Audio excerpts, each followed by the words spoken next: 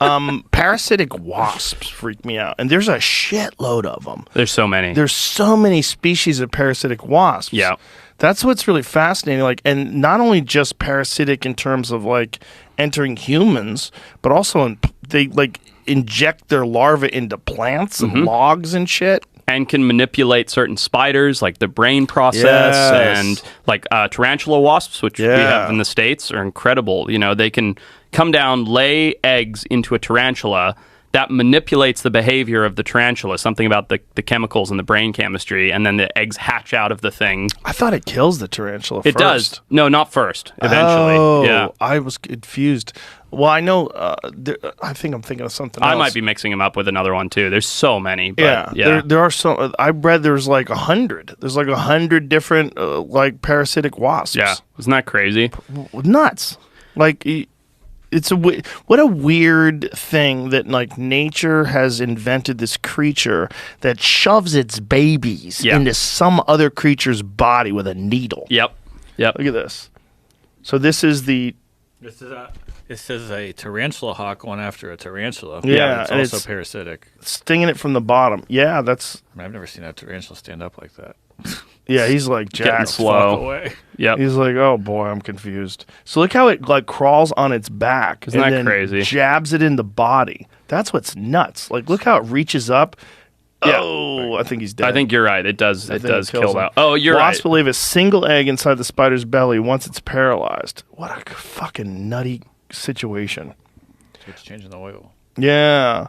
Well, there's so many of them, and then there's even more bizarre shit. See that? When the egg hatches, the wasp larva will eat the spider from the inside out. Yikes. So, I mean, then there's even weirder shit, which is fungus. Yes. Like fungus that, like... I saw that for the first time recently in India. Really? Yeah, I was finding these hollowed out, I forget, like exoskeletons of mantises and all kinds of beetles that had mushrooms growing out of their heads, like weird tentacly cordyceps. Yeah, and it was, you know, I only know about it what I've read about it and seen. I've never, it's not something I've been very deeply involved in, but the idea that a mushroom can manipulate the brain chemistry of a living creature.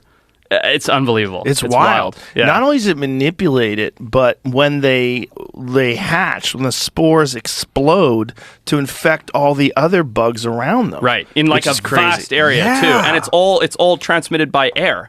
So they just have to like be around, and then it's like, oh, now I got a mushroom growing out my brain. And what's also wild is that ants realize this is happening, so they will drag an infected ant far away from their colony. Oh, I didn't know that. So that it explodes on its own. That's fascinating. Yeah. I didn't know that. Yeah, they figured it out. Like, how do ants fucking communicate? Because like if you see like leafcutter ants, which I have in my neighborhood, leafcutter ants colonies that they have underground, where there are these sophisticated systems of ventilation, and they're literally fermenting leaves down there. It's like, what? I know. How do you know? How are you doing this? How are you building a village? And like like just recently, I saw this thing where these ants made a rope to cross this like big bed. Did you see that? The little dangly rope. It's incredible. They linked arms. Yeah, someone's going to drown. Someone has to go down.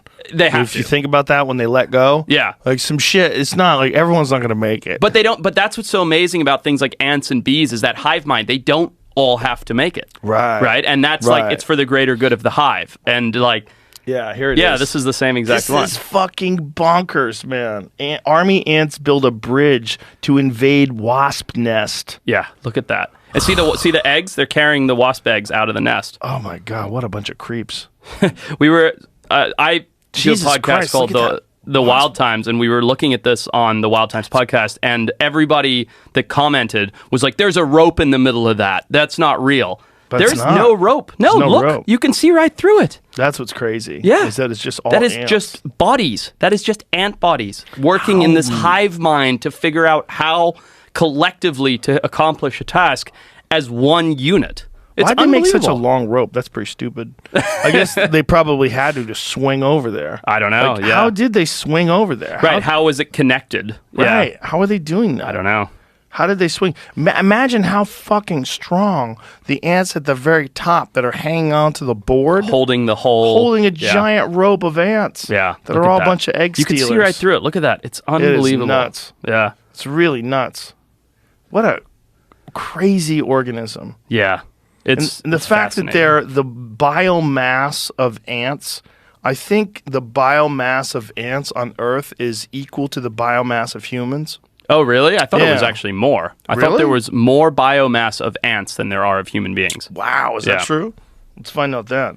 It's pretty impressive enough with 8 billion fatso humans. Correct. And these little bitty tiny things weigh as much as us. If they weigh more, that's even crazier. I used to work on a project. See what that number is. It's, hold on, I'm trying to understand it. It says the ant biomass is around 20% of human biomass, or the mass of carbon from nearly 8 billion humans now living. So I don't understand what it's saying. Mass of carbon? So I don't know why I brought that up. The ant biomass also weighs around 12 megatons, which is about the equivalent of 2 pyramids of Giza on a scale. Wow. Huh. That's cool. That's two pyramids of ants. This other thing says ants make 2/3 of all the insects. Really? So it's only 20% of the biomass, human biomass. Oh. I was totally wrong. Sounds better when you say as much. Yeah, let's go back to the other way. Yeah. Even 20% when you see how fucking little they are. Yeah, I know. I mean, what are they, like 1/1,000,000th of a human? If that, right. Yeah, they weigh nothing. I used to work at the California Channel Islands in front of Santa Barbara where I live, and one of the projects that I worked on for way too long was ant eradication. So they were trying to restore the Channel Islands back to, before human settlement and really just rewild them and keep them pristine. And the most difficult species to remove, hands down, were the Argentinian ants. So all over California, we have these invasive Argentine ants, and they, on one boat or another, they'd made it over to the islands. And it's just like, how do you remove that? It's easy to remove pigs or sheep or whatever from an island because it's a closed off area, but trying to remove millions of ants, I mean, it's massively difficult. The channel